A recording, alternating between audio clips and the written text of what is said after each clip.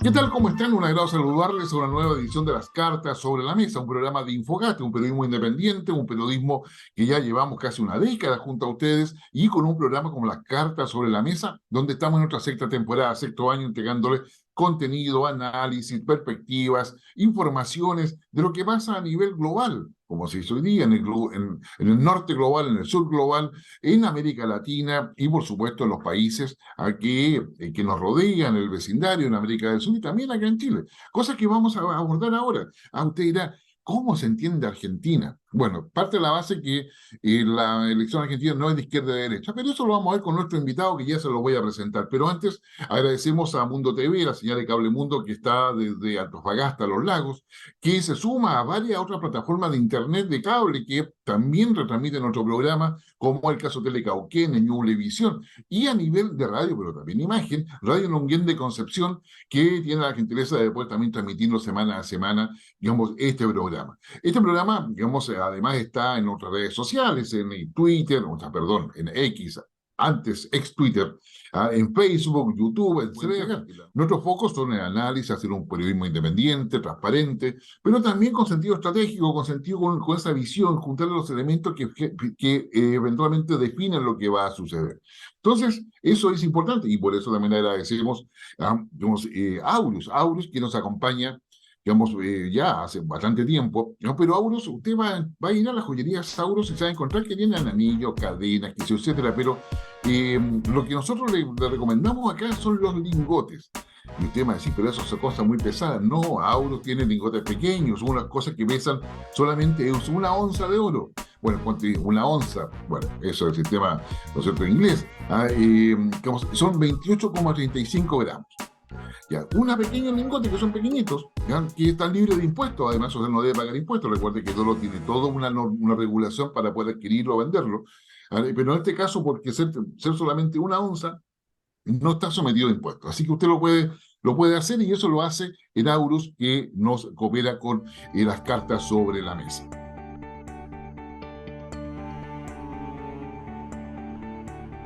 Sin lugar a dudas, la noticia del momento es justamente lo que ha pasado en Argentina. Hubo una primera vuelta que se pensaba estaba en manos de Milei, a un anarcocapitalista, como él mismo se ha definido, frente a esta cosa extraña que es un ministro de Economía, que además es candidato presidencial, que tiene una inflación, yo diría, de 140 interanual, más de 40% de pobreza, y que sin embargo logra sacarle más de 6 puntos de diferencia a Milei en esta primera vuelta cuando el resultado de las primarias anteriores daban a Milei como favorito para callar incluso en esta primera, porque eso me pareció brillante, a lo que dijo Pepe Mujica, que se dio en Uruguay en una entrevista, dijo que, mira, en Argentina es indescifrable, porque allá hay una mitología y hay un animal mitológico que se llama peronismo. Qué sé yo, que se reproduce a sí mismo y finalmente logra instalarse mitológicamente a pesar de todo lo que se pueda decir o pensar. Bueno, sobre esas cosas vamos a conversar con quien le decía, es un estudioso de la política argentina, por supuesto, de lo que son las políticas públicas argentinas. Él ha sido exdirector del Instituto de Asuntos Públicos, digamos, en Argentina, es profesor de Ciencias Económicas, qué sé yo, en ese país. Tiene un doctorado y una maestría, un doctorado que es Administración Política Pública, la École Nacional de Administración Pública de la Universidad de Quebec, en Canadá. Vamos a estudiar la Facultad de Ciencias Económicas de la Universidad de Buenos Aires. Ha sido consultor internacional en organismos, es miembro del comité editorial de una revista de Policy and Politics. Pero le damos la bienvenida a Alejandro Esteves. Alejandro, muchas gracias por estar con nosotros y tener la gentileza de poder conversar con Infogate y las cartas sobre la mesa. Muchas gracias, Guillermo. Es un gusto estar acá y aparte en una pregunta hermosa que yo quiero contestar porque, digamos, como latinoamericano, que te digan que Argentina es indescifrable es un desafío también, ¿no? Porque para nosotros, yo soy politólogo de formación, o sea, explicar la Argentina es un desafío permanentemente, pero no es imposible. Hay que partir de las ideas que funcionan y uno puede entender un poquito más, ¿no? Y aparte me encanta hablar con Chile porque Chile es como el modelo latinoamericano ordenado. Por más que tuvieron algún traspié últimamente, no importa. Siempre Chile tiene la imagen de ser menos salvaje que el resto de otros países de América Latina. No quiere decir que no existan problemas, pero quiere decir que es interesante explicarlo, ¿no? Y yo algunas cosas puedo explicarte y otras te voy a decir, es el azar el que va a jugar allí. ¿Eh? Alejandro, Alejandro, a ver, antes de empezar, a ver, cuéntame un poco de ti, o sea, es decir, ¿tú cómo llegaste por qué te interesó, digamos, la ciencia política o la politología, como se dice en Argentina? Ahí, ¿cómo fuiste derivando a las políticas públicas y la administración del Estado? ¿Cuál fue el leitmotiv que te motivó para todo ello? Bueno, primero, mi papá era un burócrata del Estado, era director nacional, era un ¿Ya? arquitecto que tenía siempre una preocupación por lo público, mi padre, ¿no? Y de alguna forma me lo transmitió a mí. O sea, la política es importante, hay que entender a los ciudadanos. Y me transmitió una visión, mi papá era peronista, de origen peronista, pero yo no lo soy. Y mi papá ¿Ya? me enseñó siempre esa preocupación por los que tienen menos, digamos, un funcionario se tiene que dedicar a gobernar bien, pero tener en cuenta a los que tienen menos. Es decir, me dio una sensibilidad social, pero siempre la política se hablaba en mi casa. Yo en mi casa conocía gremialistas que venían a visitar a mi padre. O sea, estuve siempre, si vos querés, cercano a la política, pero por eso no le tengo miedo a la política, pero tampoco le tengo miedo a estar en el Estado, a querer ejercer un cargo. Es decir, lo público siempre me resultó cercano. Y cuando tuve que trabajar en el sector privado, estimado Guillermo, me costaba. Decía, pero acá estoy defendiendo los intereses de una empresa. Es decir, a mí en el sector privado no me hubiera ido mal, pero decidí siempre al sector público porque lo sentía más que era lo mío, lo cercano. Y ese fue el tema. O sea, siempre la política estuvo cerca, la administración estuvo cerca, y también el querer solucionar problemas, ¿no? Cuando uno es chico cree que puede solucionar los problemas, ¿no? Y cuando es más grande te das cuenta que los problemas tenés que administrarlos. Muchos no tienen solución o se solucionan por azar, ¿no? Y cuando se soluciona un problema aparece otro. El destino en eso es implacable. Pero, bueno, es un poco eso. No, o sea, no me asusta lo público. Ahora que la gente esté enojada con lo público en general. No, tenés un amigo político, te dicen, es malo eso, ¿no? Para mí no es malo, no es malo. ¿Ya? Oye, Alejandro, digamos, si tú tuvieras que tratar de explicar cuáles son los tres puntos principales que uno debería saber para entender Argentina, para no entrar Y a todo un proceso, porque el proceso es larguísimo, puedo, claramente, puedo, y te pasa puedo el... comparar con Chile, te puedo comparar con la República Hermana de Chile, o sea, perfectamente puedo, ¿no? Y quiero, porque es un desafío. No siempre Argentina es incomprensible si tenés las ideas correctas, ¿no? Entonces, ¿cuáles son las ideas correctas para entender Argentina? Primero, Argentina viene del Virreinato del Río de la Plata, que no era una instancia tan organizada como era Chile. Chile era una capitanía general. Entonces la capitanía general, el tener que pelear permanentemente con los mapuches, hace que Chile tenía en la matriz, en el origen chileno, hay una matriz que va más hacia lo militar, más hacia el orden, era algo organizado, ¿no? En cambio, el Virreinato del Río de la Plata no era algo tan organizado, había una matriz virreinal, no había un estado de guerra permanente contra grupos aborígenes, ¿no? Es como que la preocupación del Virreinato del Río de la Plata era frenar a Brasil, o sea, y aparte era de las últimas colonias y más olvidadas de España. Si vos a España le preguntabas, ¿qué preferís más, ir primero a Cuba o al Virreinato del Río de la Plata? ¿Qué te iban a decir? ¿Eh? Cuba. Cuba. Cuba, no, Ningún pues. español, no hacía falta ir a Harvard para entender eso. O sea, entonces Argentina era la última colonia, digamos, era una tierra de alguna forma incógnita, ¿no? Y la parte de Argentina que más le daba bolilla a España era la que estaba en el norte, que estaba cerca de La Plata, o sea, las provincias de Salta, es decir, Santiago del Estero. El norte argentino era la parte que servía para los españoles porque había, digamos, capacidad extractiva. Mientras que el sur era ese gran desierto verde, que es lo que luego va a detonar, y es la pampa húmeda, que es lo que tracciona a la Argentina moderna, aún hoy, ¿no? Entonces, ahí está el tema. Entonces, Chile viene con una matriz unitaria de origen, Argentina viene con una matriz más federal de origen, ¿no? Entonces, es un poco para que se vaya entendiendo las grandes diferencias. Y después, si vos querés ir a la cultura argentina, hay un estudioso argentino que ya falleció, pero que se llama Edgardo Katterberg. Edgardo Katterberg, yo fui discípulo de Edgardo Katterberg, cuenta que para entender, hizo los primeros estudios en la democracia moderna sobre la cultura política argentina, o sea, la matriz cultural. O sea, porque si uno quiere explicar a Argentina, no vayas a los hechos económicos, tenés que ir a los hechos culturales, a mi criterio, para entenderla. En la matriz original argentina, en la genética, en la cabeza del argentino, tenés una, digamos, si vos querés, dos fuerzas que interactúan de forma contraria. Es decir, la gente tiene dos valores que se pelean entre sí en la cabeza. ¿Cuáles son esos dos valores? Primero, hay una creencia en el individualismo. El argentino tiene un individualismo extremo. Vos lo ves individualmente, Argentina te produce un Messi, te produce premios Nobel. O sea, dices, che, la pucha, estos tipos producen cosas individualmente buenas. Ahora, cuando se tiene que poner a trabajar en conjunto, hacen un espanto. Entonces, de alguna forma en Argentina conviven dos ideas, un individualismo extremo con un estatismo, si vos querés, también fuerte. Los países organizados tienen muy en claro estas cosas, ¿eh? El que es individualista, el norteamericano, te dice, a mí me gusta un individualismo fuerte, por lo tanto quiero un Estado que no moleste y bajos impuestos, ¿no? Y el que es estatista fuerte, como un francés, ¿no? Dice, cóbreme impuestos y al individualismo lo vamos a poner en regla. Es decir, los que quieren mucho Estado contra los que quieren mucho individualismo. En Argentina, los dos factores juegan al mismo tiempo.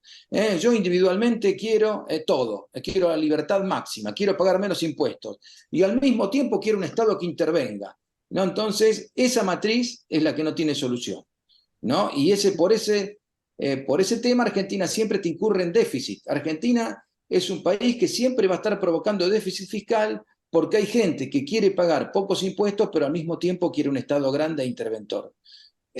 ¿Vamos siguiendo hasta ahí el Sí, sí, sí, razonamiento, bien, Guillermo? sí, ¿Eh? bien. Ahora, perdón, dime. Y si vos querés, ahora vamos al peronismo, porque cuando yo Sí, estuve en... justamente te iba a preguntar sobre eso. ¿Qué Ahí, rol juega el peronismo ahí? Esperá, tampoco se olviden que Argentina es un país de origen católico, con lo cual Ujú. la cuestión de la matriz de origen católico, ¿no? También pesa. O sea, el capitalismo no se lleva tan bien con el catolicismo original, ¿no? Es decir, el capitalismo que, digamos, el viejo catolicismo, ¿qué te diría? Es más probable que pase un camello por el ojo de una aguja que un rico vaya al cielo, ¿no? Y acá hay gente que cree en eso, aunque parezca mentira, ¿no? Si Ujú. sos rico, algo habrás hecho, alguien habrás cagado. No es como que, perdón si cada tanto va un tecnicismo como cagado, esas palabras, ¿no? ¿No? Entonces, pero quiero ser gráfico, ¿no? Así se entiende y yo me quedo con la tranquilidad que expliqué más o menos cómo funciona Argentina a un cierto público chileno, ¿no? Eso me encanta. Entonces, de alguna forma, vamos al peronismo ahora, entonces. El peronismo es un movimiento muy dinámico, o sea, no hay que entender, o sea, en la matriz chilena ustedes tienen partidos políticos hechos y derechos, ¿no? En el sentido con cultura de partido político, con afiliados, con cartas orgánicas, es decir, Chile tiene un sistema político relativamente moderno. Eso es un tema que ustedes lo saben, ¿no? Ujú. O sea, tienen demócratas cristianos como corresponde, tienen socialistas como corresponde, hasta comunistas tenían, ¿no?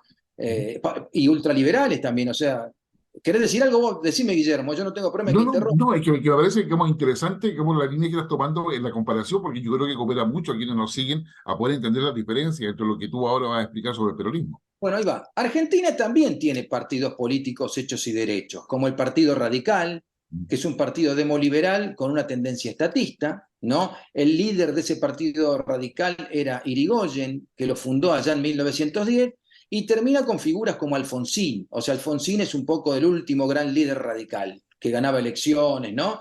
Es decir, en ese liderazgo radical conviven, digamos, un gran respeto por lo individual, porque son demoliberales, les gusta votar y les gusta la democracia, les gusta las libertades individuales, son algo anticlericales, pero son estatistas, o sea, les gusta un Estado interventor, ¿no? Por eso el Partido Radical se parece mucho al Partido Socialista chileno, de alguna forma son hermanos ideológicos, de alguna forma, ¿no? Bueno, hasta ahí se entendió. Hay otro Sí. partido que es el Partido Socialista Argentino, que también viene de la inmigración europea de 1900, que eran partidos que suenan, digamos, que también son liberales, son como los radicales en el fondo, pero requieren una participación estatal mayor. Les gusta un Estado que intervenga más en el mercado laboral.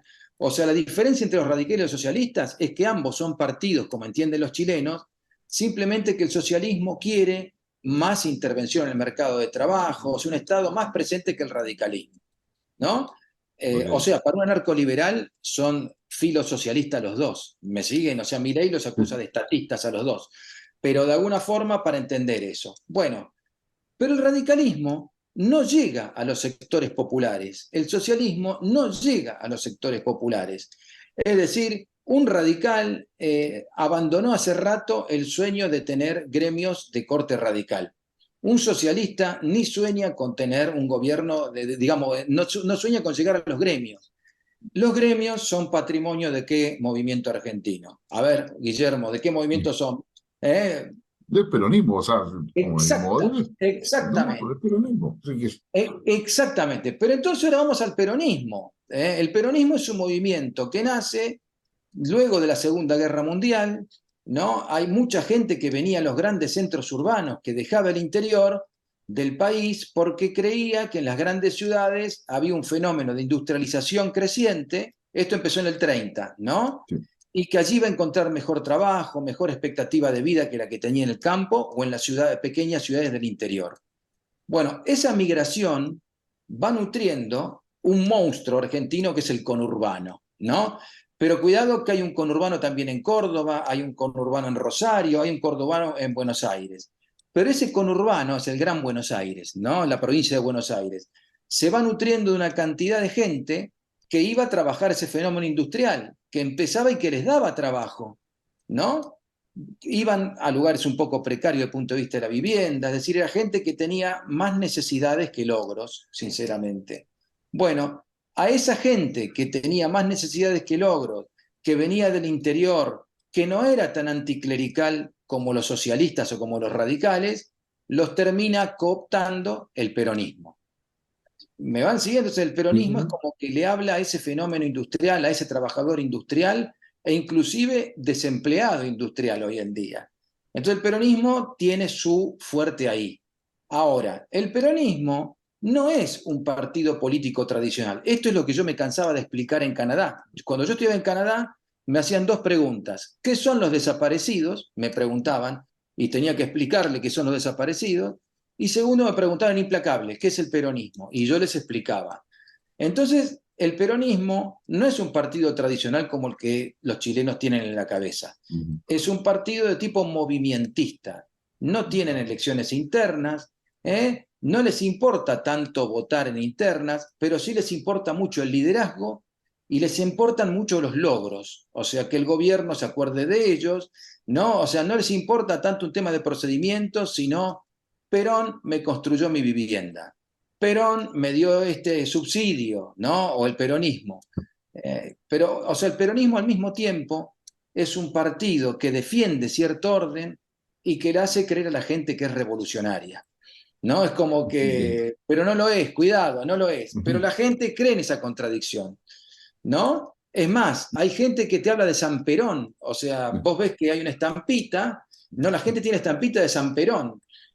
¿Por qué? Dice mucho eso. El general se acuerda de nosotros, Santa Evita lo mismo, o sea, hay una Ujú. mística cuasi religiosa ahí, que no quiere decir que esté mal. Yo me voy a esforzar por explicarte las cosas, cómo funcionan y no cómo tendrían que funcionar. Que ahí está el error para entender a Argentina. Sí. Pregunte, Bueno, ¿y qué Guillermo. pasa? Sí, ¿y qué pasa con el peronismo? O sea, Juan Domingo Perón, o sea, que yo entiendo que tiene en la jerga nuestra, digamos, digamos, no sé, pues, 100 centímetros cúbicos de populismo, otros 100 centímetros cúbicos de nacionalismo, digamos, una idea de que hay que hacer grande Argentina, digamos, vamos construyendo infraestructura, vamos construyendo, qué sé yo, las Sí, carreteras, colocamos una carretera, pero sacamos un poco para el lado, qué sé yo, sí. sí, Bueno, por bueno, ¿y cómo va evolucionando ese peronismo finalmente? El peronismo no está peleado con la corrupción, no se Ya, horroriza, digamos, ¿no? ya. Se parece mucho al PRI mexicano. Es como Ujú. decir, gobernar es gobernar, pero también me tengo que ir tranquilo a mi casa cuando termine todo esto con unos dineros. O sea, no se horroriza. En cambio, el Partido Radical sí se horroriza de la corrupción, el Partido Socialista también, ¿no? Hasta el Partido Comunista era muy transparente en la Argentina. El peronismo no tiene ese prurito. ¿No? El peronismo dice acá hay que gobernar y uno gobierna como puede y hace lo que puede, ¿no? Entonces, ahí está, o sea, el peronismo no sonríe la corrupción.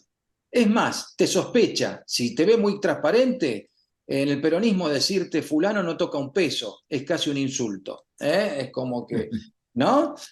¿Por Ya. qué? Porque significa que no es flexible, significa que no entiende razones, ¿no? Cuidado con este. Por ejemplo, el actual gobernador de la provincia de Buenos Aires es Kicillof. digamos, Kicillof, es técnicamente peronista, pero viene de sectores de izquierda muy transparentes. Entonces la queja que tienen los grandes varones del conurbano, como se llaman, es cuidado con este muchacho que no te toca un peso, ¿no? Es como que, o sea, en el fondo la queja que tienen no es que gobierne mal o bien, es que no toca un peso, ¿no? Cuidado con este. Si bien es nuestro, hay que tener cuidado, ¿no? Entonces, hasta ahí vamos, Guillermo, Sí, pero sí, ahí no, perfecto. ahora, ¿el peronismo se mantiene siempre con la misma cara? No. El peronismo es como si fuera una religión. Creo en Dios, pero Dios ahora es pegarle a la gente. Dios mañana es abrazar a la gente. Es decir, puede cambiar la cara hasta la ideología sin ningún problema. Porque lo que importa es llegar al poder, ser efectivo en el poder y solucionarle problemas a nuestra querida base electoral. O sea, el peronismo se legitima por llegar al poder y no por ser transparente, sino por solucionarle problemas a su querida base electoral. ¿Qué lo hace? Que lo hace a cualquier precio, con tal de déficit, con tal de hacer cualquier cosa. Entonces, ¿se va entendiendo hasta ahí? Ahora Sí, voy a sí, la cara sí. cambiante del peronismo. El peronismo es el movimiento, fíjense que no utilizo la palabra partido, dejemos los partidos para Chile y para Colombia. Es un movimiento. Un movimiento es una agrupación política que se arma en torno a un líder, ¿no? Con algunos principios generales, pero no con una ideología muy, muy fuerte. El peronismo inicial, te decía, lo más importante son los obreros, por ejemplo, ¿no? Pero fíjate vos el peronismo original que era. Primero está la patria, te decía. El ABC peronista era, primero está la patria, luego el movimiento y luego los hombres, ¿no? Y con esas banderas hicieron desastres, ¿no? Porque hoy ir por la patria es privatizar, en otra época ir por la patria era estatizar, ¿no? Es como que de alguna forma es muy flexible, ¿no? Y yo te quiero, no sé, la película Terminator, como había un monstruo que se transformaba en otra cosa, ¿no? El Sí, sí. peronismo es como un Terminator. O sea, Sí. usted ahora qué quiere, un partido bien, o un movimiento, digamos, que sea bien militar, que le mostramos la imagen del general, cambian el discurso. ¿Usted qué quiere? ¿Un partido más de izquierda? Le pongo Evita ahora. Es como que de alguna forma el peronismo tiene un efecto Terminator que de acuerdo al desafío que tienen por adelante, te cambian el discurso, la cara y encima ganan elecciones.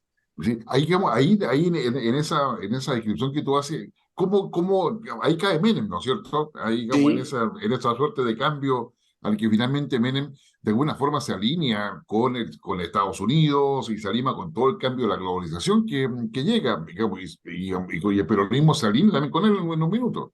sí, sí, pueden todo. O sea, el peronismo tiene permitido todo. Mientras que el Partido Radical estuviera en el poder y quiere Mm. acercarse más a China, el peronismo lo destroza. Se quieren acercar a China, nos quieren entregar al comunismo capitalista de hoy en día, los destrozan. Mientras que el peronismo en el poder puede instalar una base china en la Patagonia, es decir, tienen permisos que no tiene ningún otro partido en la Argentina. Y encima tienen los votos. Y de última te lo explican. Te dicen, no, no, la alianza con China favorece a que podamos solucionar problemas a los más humildes. ¿No? Mientras que si lo hace otro partido, el traer una base china, ¿no? Y firmar cualquier convenio, lo acusan de traidores, vendepatria, de todo.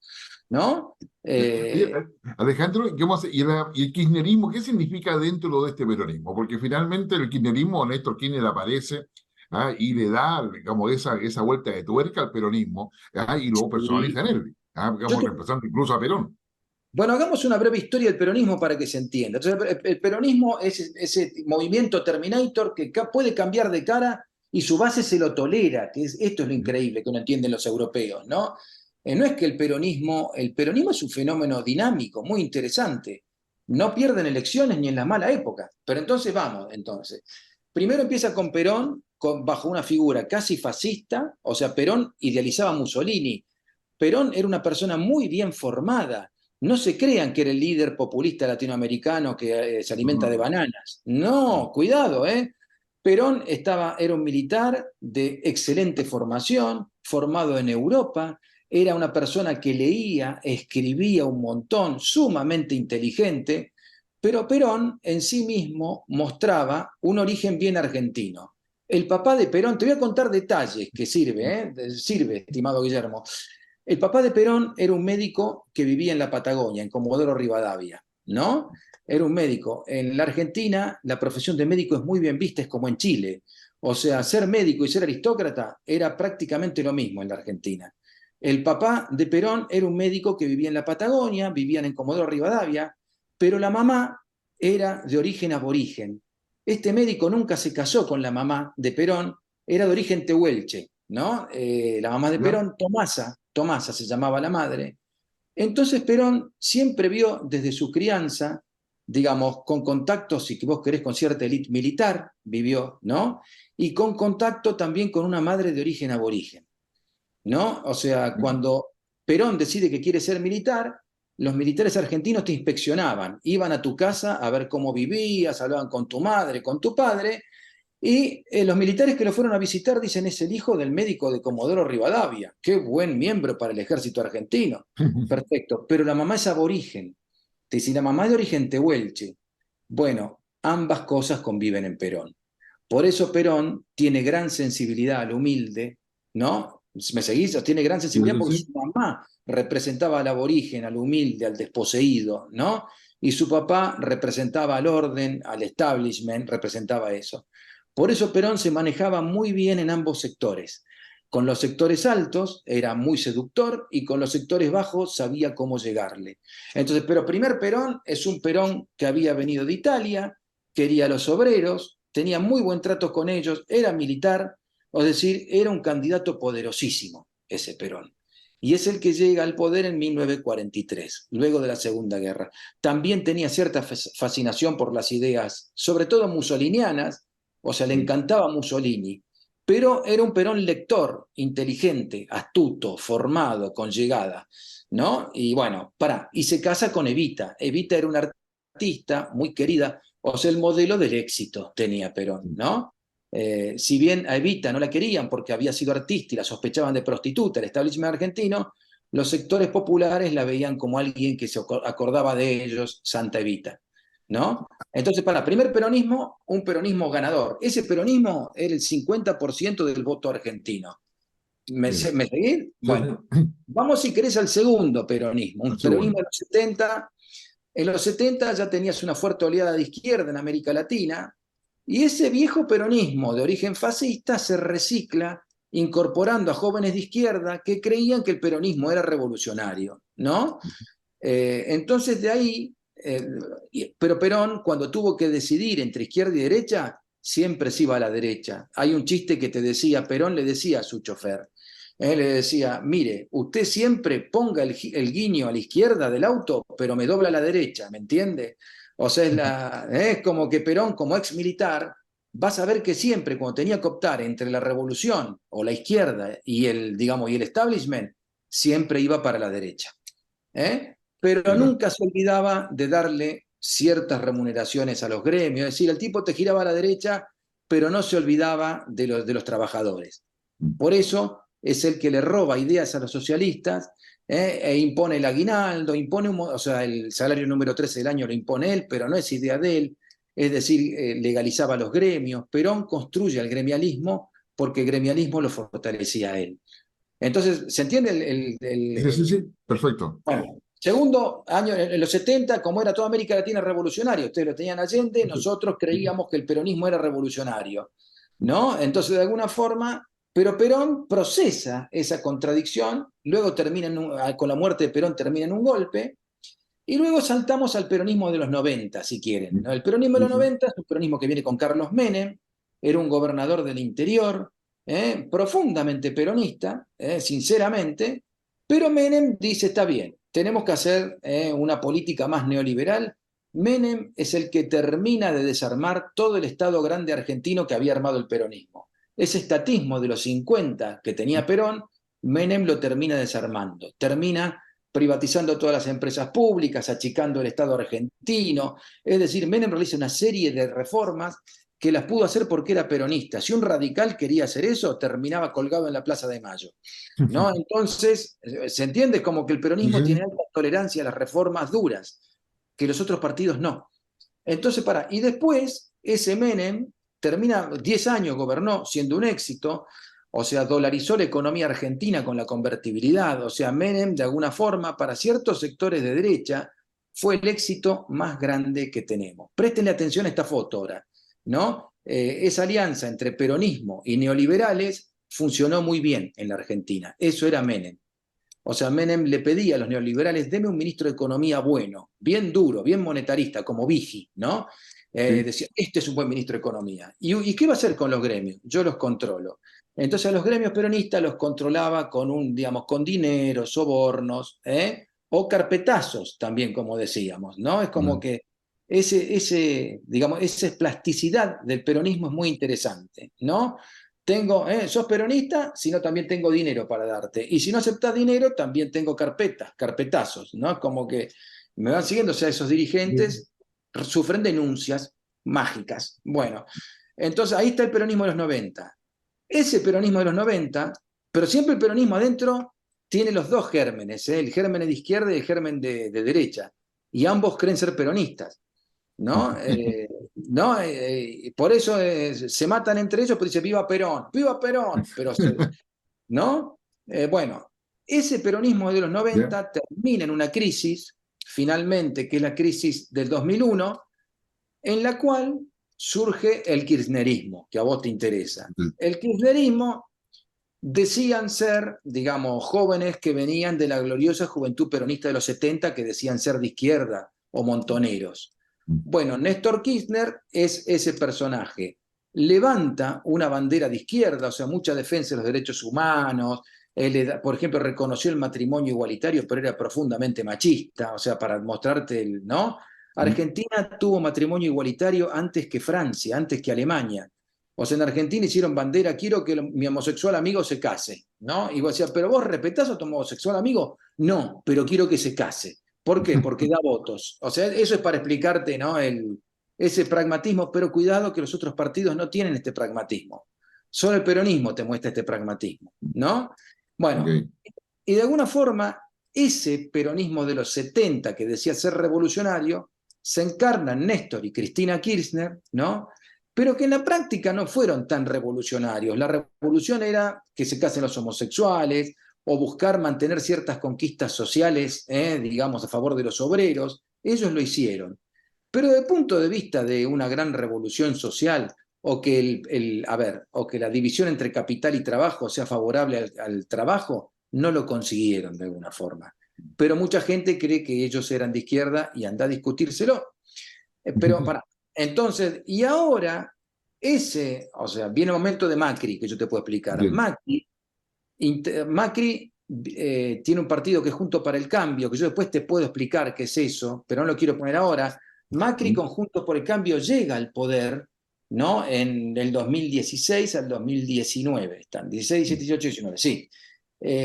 Pero el experimento de Macri con los radicales adentro y con otros partidos no es feliz. No hacen, o sea, el drama de la derecha argentina es que cuando llega al poder no hace un buen gobierno. Y no solo porque el peronismo le haga trampas, sino porque realmente muestran un nivel de incompetencia grande cuando llegan al poder. ¿No? Es como que, o sea, no es que, Perón siempre te decía, no es que nosotros seamos buenos, es que los otros son peores. Esa maldición peronista se cumple al 100%, ¿no? Entonces, espera, vamos ahí. El gobierno de Macri termina fracasando, fracasa en 4 años, ¿no? El gobierno de Macri no cumplió con sus promesas, no termina armando o consolidando su fuerza política, es decir, fue un fracaso desde el punto de vista económico, político. O sea, el gobierno de Macri creía que la política había cambiado. Ellos venían con un asesor ecuatoriano muy bueno, Durán Barba, ¿no? Y creían que la política era solo Facebook, Twitter, y ya las redes son importantes, pero vos sabés, no todo el mundo está en redes. Todo país latinoamericano tiene un 30% de la población que el tema redes, internet, les pasa muy lejos. Es decir, y si no gobernás también para ese 30% que no está siquiera conectado al mundo moderno, tu gobierno va a ser un poco imposible. Pero sigamos ahora con el dilema de Massa. ¿Querés preguntarme de Massa, Guillermo? Sí, por supuesto, no, si para allá vamos, pues, o sea, créeme que la política argentina es fascinante en muchos sentidos. Yo lo he estudiado por muchos años, y créeme no, o sea, poder llegar a explicar lo que es hoy día, y cuál es el desafío de Argentina con esta suerte de o sea, no sé si llamar el neoperonismo o no, pero digamos, el Sí, peronismo 4.0, no sé cómo podría sí. decirse. Y prepárate porque son realmente hábiles. Yo no los voto, pero te reconozco que son habilidosísimos en todo, en lo bueno y en lo malo, ¿eh? Digamos, cuando vos hablas con cualquier partido político argentino, ves que el movimiento peronista le saca varios cuerpos de ventaja en todo, ¿no? Entonces uno se explica por qué gana, que después te lo explico. Pero ahora Ok. vamos al momento de Massa. Hoy Massa es un dirigente que viene una versión de Cristina Kirchner. Cristina Kirchner le gana a Macri las elecciones del 2019, ¿no? Las gana poniendo a Alberto Fernández. O sea, Cristina, si iba de nuevo primera en la lista, perdía o no lograba juntar. O sea, Cristina traccionaba 30% de los votos. Mientras que si ponía un personaje neutro, como un Alberto Fernández, Alberto Fernández es un ex jefe de gabinete del gobierno Néstor Kirchner y de Cristina también, que fue echado porque no les gustó cómo se comportó en una crisis. Cristina, sabiendo de su debilidad para ganarle a Macri, Cristina decía, tengo 30%, pero con eso no gano de votos, ¿no? Me hace falta alguien. Lo pone Alberto Fernández. Que vos decís, y mucha clase media dijo muy contenta porque Alberto era un moderado. O sea, Alberto, si bien Alberto se parece a un radical de la Unión Cívica Radical, dialogante, respeta mucho los procedimientos, ¿no? Es como que los peronistas cuando te dicen insulto te dicen socialdemócrata, ¿no? Te ven como, sos un socialdemócrata. Es una mezcla de afeminado y no, es como que es un socialdemócrata ese, te dicen. Bueno, entonces Alberto Fernández, pero para la gran clase media argentina que tiene tendencias liberales y filoradicales, lo vieron como un buen candidato y terminan votando un gobierno de Cristina Kirchner, donde Cristina tenía el poder y el resto eran títeres o algo parecido. Por eso la debilidad de Alberto Fernández. Y a Alberto Fernández le tocan la pandemia, le toca una crisis de sequía, es decir, hasta le tocó Bolsonaro, pobrecito, Bolsonaro que es una pesadilla latinoamericana. O sea, Alberto Fernández realmente tiene mala suerte. No, pará. Pero también puede haber sido incompetente, pero un incompetente con mala suerte de contexto no es buena receta, ¿no? Entonces, bueno, finalmente Cristina es como que hacen un gobierno espantoso. Massa era parte de este gobierno. Este gobierno actual, el que está en Argentina, es un gobierno de origen kirchnerista, pero está partido en tres sectores. Un sector albertista, el que está el presidente, ¿no? Sí. Sin muchos votos y sin mucha capacidad de gestión. Un sector cristinista, que tenía un 30% de los votos, y un sector masista, que es Massa, el actual ministro de Economía, que Massa tiene una capacidad de armado muy grande. Ahora, ¿de dónde viene Massa? O sea, hasta ahí se me entendiendo, Guillermo. Sí, sí, sí, vamos súper claro. Vean. Usted me hace un gesto y yo paro y usted Sí, pregunta, sí, ¿eh? No quiero sí, sí, no te monopolizar. preocupes, no tranquilo, no, está muy bien hilado por lo demás. Bueno, entonces, Massa es peronista, sí. Pero ¿de dónde viene Massa? Massa viene de la década de los 90, donde Menem juntó peronistas y neoliberales. Ok. Listo. ¿Y de qué lado de la ecuación estaba Massa en los 90? ¿Del peronismo clásico, que tiene la foto del general, o de los neoliberales, que tenía la foto de un líder argentino que era Álvaro Alzogaray? Era un conservador, digamos. Massa viene de la parte neoliberal del menemismo. Entonces Massa es de esos jóvenes neoliberales que quedan capturados por ese monstruo peronista de cara flexible, ¿no? Y hace carrera allí. O sea, Massa llega a intendente, fue diputado, fue jefe de gabinete en la época de Néstor Kirchner, de Cristina. Es decir, Massa, pero tiene un origen, si vos querés, neoliberal. Ahí, digamos, Entonces, ahí es donde él forma sus ideas, es ahí donde finalmente le da sí, credibilidad, además, frente a Fondo Monetario y todo eso, o sea, porque finalmente es evidente. Massa, un chiste que le hacen, Massa es nacido el 4 de julio, dicen lo mismo peronistas, ¿no?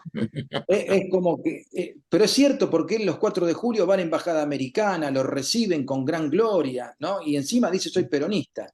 O sea, Perdona, pero digamos, para la audiencia, el 4 de julio nos reímos porque el 4 de julio es el Día de la Independencia de Estados Unidos. Entonces, cuando se le dice eso a Massa, es que prácticamente nació en Estados Unidos y tiene así una unidad con Estados Unidos importante. Es que los tiene y él no lo niega, ¿no? Y vos le preguntas, ¿y usted es peronista? Recontra peronista soy, ¿no? Es como que de alguna forma Massa es un producto bien peronista, digamos. Así como Cristina perteneció a una parte de izquierda en los 70, ¿no?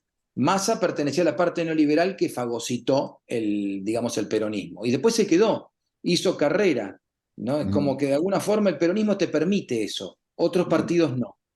No, en otros partidos no, dicen, no, vos venís de tal partido, sos un incorporado. El peronismo, al incorporado, si ve que comparte el credo básico, lo lleva al poder sin ningún prurito. Bueno, y en ese contexto, bueno, aparece Milei. Milei que es un, digamos, outsider finalmente, porque no está ni en los partidos políticos tradicionales, no está en el peronismo.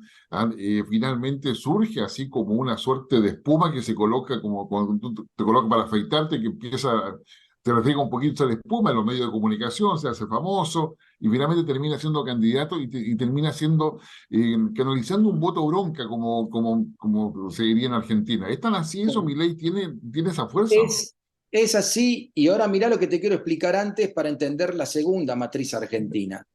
La matriz argentina, vamos a suponer que hay tres grandes bloques de votantes, ¿no? El primer gran bloque de votantes es el peronismo, que tiene generalmente un piso de 40% de los votos. O sea, el peronismo con candidatos malos o buenos te logra juntar un 40%. Incluso de derecha a izquierda, no importa, es peronista, ¿me seguís? Sí, sí. Juntan un 40%. Luego, entonces, primer agrupamiento de la opinión pública argentina es ese 40%. Ahora está bajando un poco, cuidado, pero Bien. digamos, hay un 40% que es inconmovible. Es peronista por más que le digas que el dirigente Perón era chorro, malo. Es Perón, ¿no? O es Santa Evita. No hay problema. Luego hay un 40%, un poquito menos, ¿no? 40, 38, que son los demoliberales. Ahí están los radicales, los socialistas, o sea, todo votante no peronista que comparte cierta preocupación democrática está ahí. O sea, hay un 40% que también ahora es menos. Y luego hay un 10% residual que son 3% de izquierda trotskista, o sea, la izquierda dura en Argentina como mucho llega al 4%, 5% del electorado, y hay un 6% de ultraliberales o muy, muy duros que está ahí. Entonces, ¿se va entendiendo? Primero, 40% peronista inconmovible. Luego, un 38% de demoliberales, socialistas, radicales, ¿no?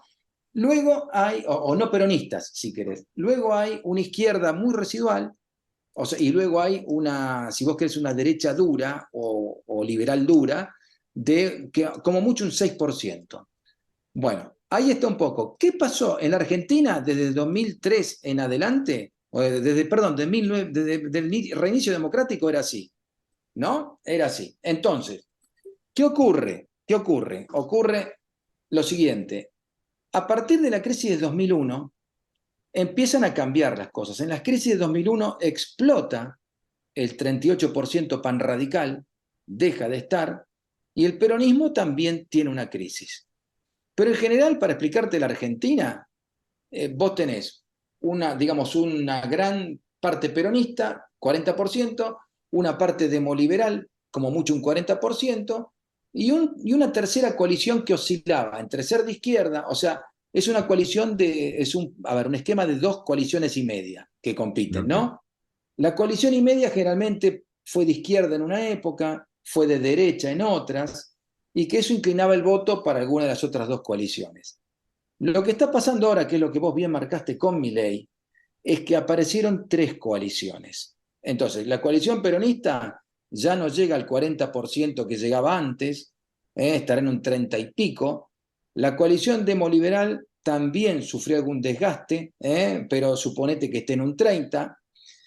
Y apareció el voto bronca o el voto enojo o el que quiere que se vayan todos, que es Milei, ¿no? Y Milei está alcanzando, por lo que dicen las encuestas PASO, un 30%. Es decir, hay tres coaliciones, ¿no?, que están en competencia ahora. ¿Y dónde está la novedad? Que acá está el fenómeno Milei, que los peronistas creían que el fenómeno Milei le iba a comer votos a la coalición neoliberal, si vos querés, o demoliberal, que era radicales más Macri, ¿no? Curiosamente, Milei empezó comiendo votos de allí. O sea, que es gente con mayor educación, que conoce el liberalismo, que quiere el libre mercado. Pero por un tema de carisma, Milei es muy carismático, lo llaman el melena, ¿no? Es como que a los chicos les gustan porque ven que están votando un rockstar ahí, no están votando un político viejo que va a reuniones, que da discursos. O sea, Milei, si vos ves un acto de Milei, es realmente entusiasmante, ¿no? En cambio, ves los actos de los viejos dirigentes y es como ver una misa de la Iglesia Católica, aburrida, procedimental. Y Milei parece un pastor protestante con luces de neón, rock, o sea, realmente, y encima con rivales fáciles. Vamos a destrozar a la casta, vamos a volver a las ideas que hicieron grande este país, vamos a quitarte impuestos, vamos, ¿no? Es como que Milei, de alguna forma, es un candidato mucho más mediático, se maneja con las redes, ¿no? Es mucho más moderno como fenómeno. Encima dice estar en pareja con una artista famosa que es muy querida por la gente. O sea, es un cóctel de todo punto de vista explosivo y ganador. Ujú. Pero No, sin duda, cuidado. no, sin duda que sí. Adelante, dale, No, Guillermo, no, no, dale. yo, o sea, llama la atención porque finalmente, bueno, ahora con la primera vuelta, digamos, ya a ver, yo tengo, más o menos, un punto de vista de análisis, lo que conozco, que pareciera ser que Massa está en el techo de su votación y tiene que hacer grandes esfuerzos para poder subirla. Ahora, lo que Sí. no sé, digamos, es si Milei, digamos, está en el piso de su votación y tiene todo un mundo para crecer. Digamos que yo creo que la gran pregunta hoy día, ¿no? Ese es el debate correcto. O sea, ¿cuánto puede crecer Massa y cuánto puede crecer Milei? Ujú. Todavía yo no tengo una respuesta a eso, ¿no? Porque generalmente hay gente que dice Massa es peronista, pero dicen sí, pero viene del viejo liberalismo que se metió ahí. Massa es promercado, Massa se lleva bien con Estados Unidos, ¿no? Es como que de alguna forma hay una clase media que no lo ve a Massa tan peronista como otros lo ven. Y parte del peronismo es, no, este es peronista, este habla bien con los gremios, nos va a subir el salario, ¿no? Es como que, o sea, en Massa, es como que Massa tuviese dos caras, ¿no? Y Milei tiene un problema. O sea, Milei técnicamente es un economista. Tiene un discurso muy parecido al de Kast en Chile, ¿no? Sus amigos internacionales son, por un lado, Estados Unidos, pero por ejemplo adora a Bolsonaro. O sea, Milei quisiera copiar a Bolsonaro, por ejemplo, se alinea automáticamente con Israel, ¿no? Es como que de alguna forma tiene una agenda como la de Donald Trump, ¿no? Él imita eso. Incluso fíjense el tema de la melena, pero sabe de economía, es un economista que ha estudiado, es un economista que ha sido contratado por grandes grupos económicos argentinos, o sea, de alguna forma sabe de economía, pero en política es nuevo. Hace 4 años que está, y como se plantó también en el escenario político, hoy está peleando la presidencia. O sea, en 4 años Milei pasó de ni ser diputado a ser casi presidente. O sea, ¿y eso cómo se explica? ¿Simplemente por la excepcionalidad argentina?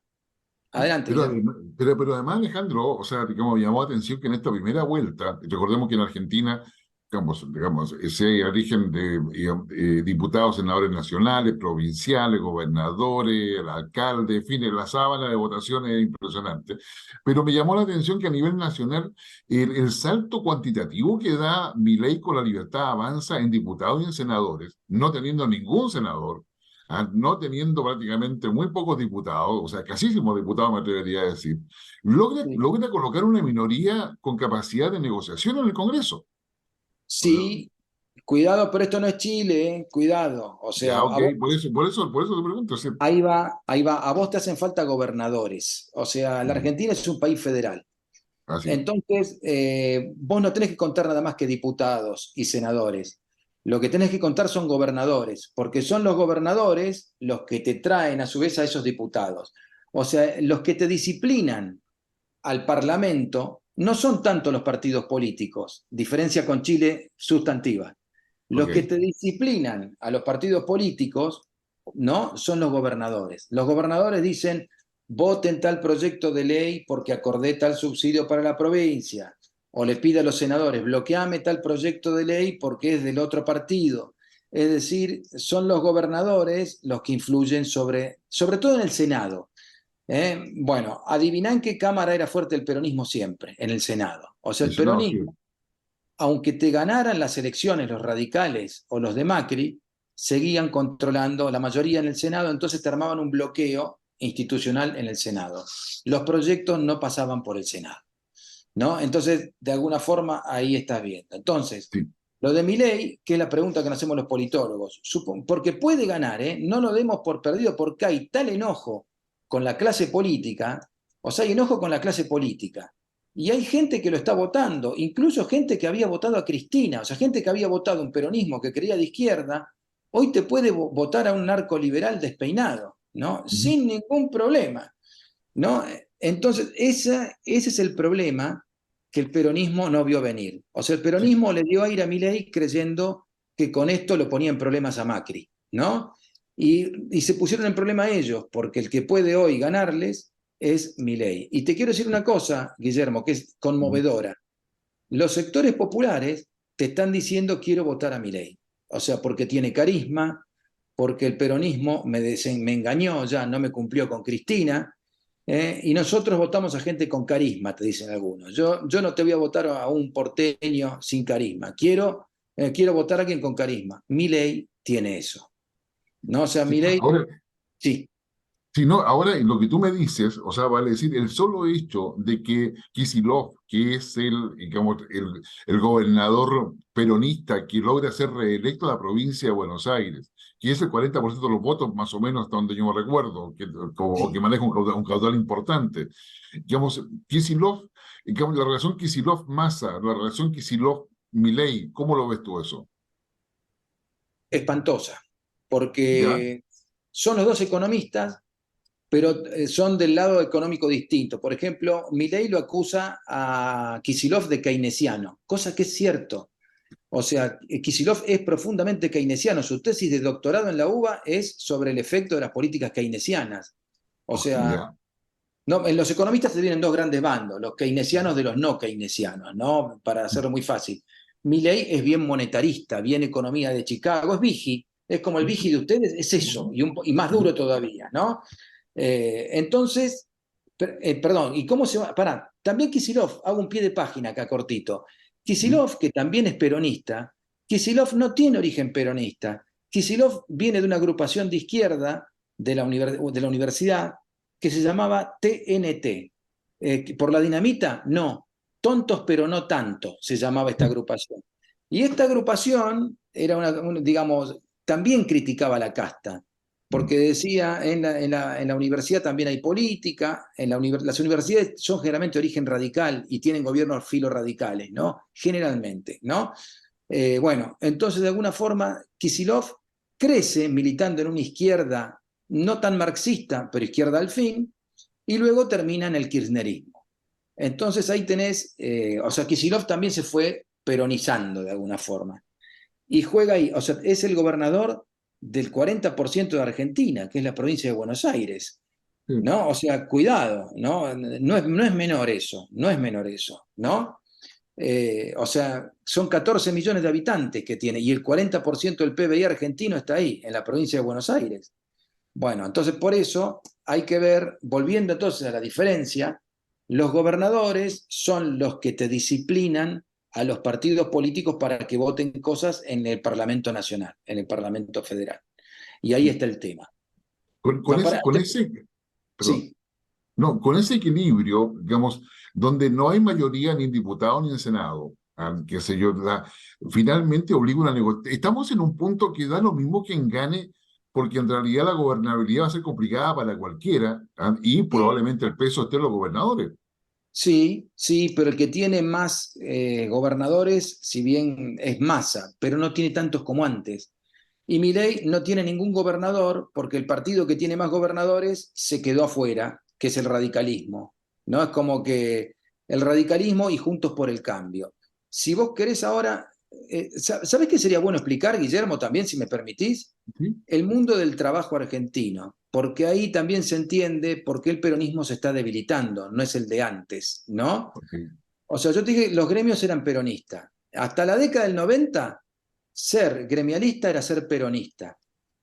Pero a raíz de los grandes cambios de los 90, empieza a aparecer una masa informal de trabajadores que ya no trabajan en la industria, que se dedican a tener empleos temporarios o no tener empleo, que son desempleados, que viven haciendo changas, como se llama acá, ¿no? Trabajando temporariamente en cosas, reciclando residuos, etc. Es decir, en la Argentina hay una masa formal de obreros, todos en blanco, con derecho a jubilación, etcétera, etcétera, que son los que defiende el gremialismo peronista.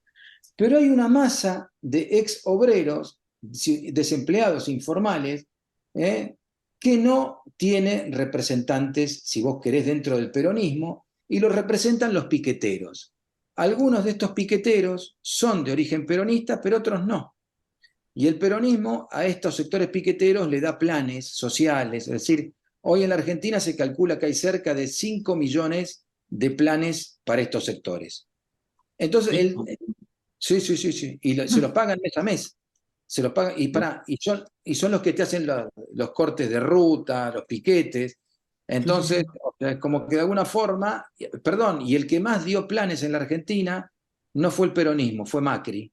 O sea, como Macri en su gobierno demoliberal no entendía bien eso que es el peronismo, ¿no? Le daba más, o sea, para frenar la protesta social, le daba más planes. O sea, Macri tenía una ministra de Acción Social, Carolina Stanley, se llamaba, de una Ujú. aristocracia argentina, que fue, le decían, la compañera Stanley nos dio planes, ¿no? Es como que les dio más planes, o sea, el partido que más dio planes fue el macrismo. Y Sí. con eso hizo crecer más el fenómeno del piqueterismo.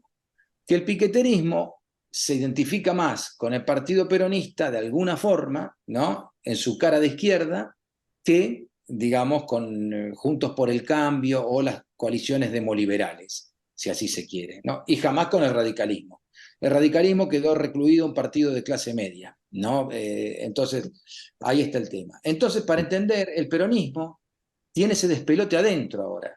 Es decir, los gremios son buenos, generalmente al gremialista que representa a esta gente, el mercado formal, le dicen los gordos. Son los Ya. gordos, son gremialistas, digamos, que están hace 40 años en los cargos, muy bien remunerados, han armado empresas, ¿no? Y, o sea, el gremialismo se nutre del gasto de las obras sociales. Es decir, hoy las obras sociales, digamos, las prepagas de salud, que en Argentina existen, ¿no? Son en su gran mayoría controladas por los gremios. Y existe un sector informal de los trabajadores que puede creer en el peronismo o no, que esos pueden votar a Milei hoy, ¿no? Y que de alguna forma, ¿no? Esos sectores están luchando por una economía popular de mercado, o sea, se organizan en cooperativas, es decir, están por fuera del mercado de trabajo formal. Con lo cual eso muestra que hay que hacer una reforma laboral urgente en Argentina, y te va a ser bastante difícil porque tenés los gremios que la resisten, ¿no? Y los piqueteros que quieren ser incorporados a algún mercado de trabajo, ¿no? Entonces ahí está el tema. Alejandro, mira, ha sido muy interesante, se nos ha pasado el tiempo volando. Te quiero dejar igualmente comprometido para otra oportunidad porque creo que para quienes seguimos la política argentina, yo creo que, y te felicito y te agradezco realmente, como las explicaciones más brillantes que he escuchado en tan poco tiempo de lo que es la historia política argentina, que yo me leí un montón de libros tratando de entenderla, pero créeme que coopera muchísimo y yo creo que quienes nos están escuchando, nos están viendo, y sacarán las conclusiones que si gana Milei, gana Massa, ¿qué significa cada uno? Porque el contexto es importante, el contexto no solamente el que se vive ahora, sino el histórico, que Alejandro lo ha explicado brillantemente, digamos, y la verdad es que si usted va a los medios de comunicación, va a estar con la encuestadora, que si gana uno, que gana otro, pero acá es de sentimientos, de cultura, ¿ya? No es de economía, no es la lógica económica que me da, no, es de cultura. Y eso es lo que está en juego ahora. Así que Alejandro, muchas gracias por tu buena disposición y tu brillante, insisto, y agradezco esa explicación que has dado.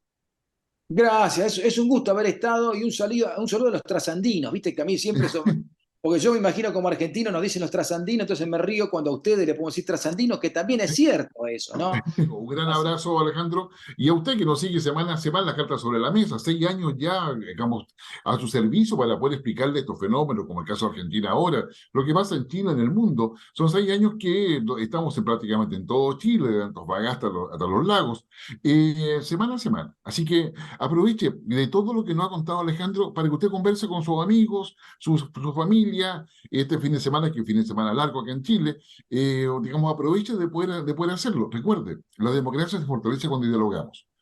Los peronistas son todo un ejemplo, pero quizás no un buen ejemplo. Pero fortalezcamos la democracia con el diálogo y eso lo hacemos todos con nuestra voluntad y también informándonos como lo hacemos ahora. Así que muchas gracias a ustedes por su sintonía, gracias Alejandro nuevamente y nos vemos la próxima semana.